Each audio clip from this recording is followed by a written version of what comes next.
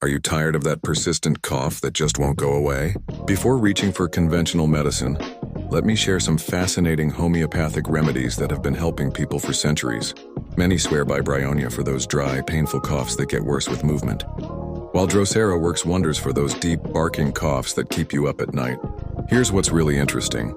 Pulsatilla can be incredibly effective for those wet coughs with thick yellow mucus, especially when symptoms feel better in fresh air.